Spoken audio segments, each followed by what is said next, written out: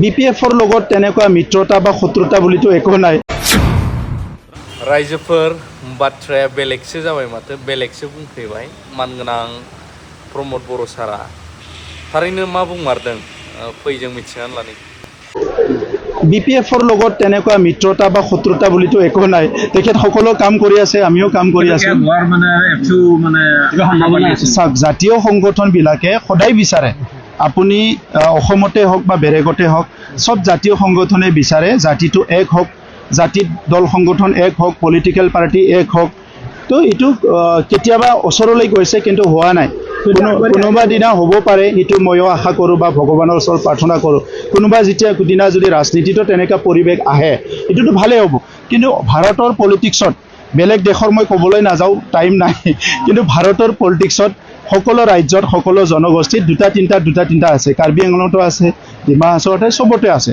গতিকে প্ৰচেষ্টা কৰাটো কোনো অসুবিধা নাই। মানুহৰ জীৱনৰ যিটো এটা ভাবো কি ইয়াতকৈ ডাঙৰ সমস্যা কি আছে। চ' সেইটো যদি 5 বছৰ ভালে গ'ল, ইয়াতকৈ ডাঙৰ মূলধন কি আছে। দুবেলা দুমুঠি আমি জন্ম পোৱাৰ লাখ বছৰ আগৰ পৰাই দুবেলা দুমুঠি চবে বিচাৰি খাই আছে, আজিও খাই আছে। তিনিকোণীয়া যুঁজখন হ'বগৈ, তিনিকোণীয়া হয়, চাৰিকোণীয়া হয়, যি হওক আমি যুঁজটোতো কৰিব লাগিব। আপোনালোকেতো ৰঙিয়াত থাকিব, আমিতো BTCত মানে 35 লাখ জনগণক লৈ থাকিব লাগিব। গতিকে যুঁজটো টেঙা হয়, মিঠা হয়, গৰম হয়, ঠাণ্ডা হয়, এইটো আমাৰ মূৰেদিয়ে পাৰ হৈ যাব। গতিকে ইয়াৰ কাৰণে আমি সাজু আছোঁ। গতিকে মুখ্যমন্ত্ৰী ডাঙৰীয়া অহাটো আমি বেয়া পোৱা নাই। তেখেতে য'ত যায় অলপ কিবা নহয় কিবা পজিটিভ মেছেজ আহে বা আমিও বিচাৰোঁ ৰাস্তা ঘাট দলং যেতিয়া দেখিব তেতিয়াই কৰিব।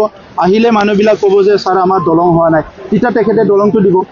শংকিত নহয় আৰু মুখ্যমন্ত্ৰী আৰু শংকিত কৰি কি কৰিব আপুনি। ইমান বেয়া দিন পাৰ কৰি আহিলোঁ, য'ত প্ৰত্যেক কিলোমিটাৰ যে আৰ্মিয়ে আমাৰ গাবিলাক লাৰিছিলে সৰুৰ পৰাই, তাতে হাত উঠাই আমি বাছৰ পৰা নামি পাৰ হ'ব লাগিছিলে। অকল পুৰুষ নহয়, মহিলাসকলেও হাত উঠাই পাৰ হ'ব লাগিছিলে বড়োলেণ্ডত বিভিন্ন জিলা। এটা সময় আছিল, সেই সময়তো কোনোবা দলে কিন্তু অসমত ৰাজনীতি কৰি আছিলে, আজি নামবিলাক নকওঁ মই। এটা সময় গ'ল লেফ্ট ৰাইট বুলেটবিলাক সদায় বন্দুক বাৰুদ বুলেট মানে ওলোৱা আছিলে।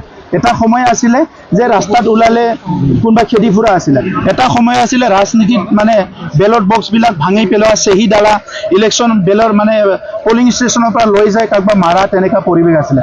আজিতো সেই পৰিৱেশ নাই। গতিকে শংকিত কিহৰ কাৰণে। নিৰ্বাচনেই হ'ব, জিকা হাৰাই হ'ব, এইটো আৰু কি ডাঙৰ কথা।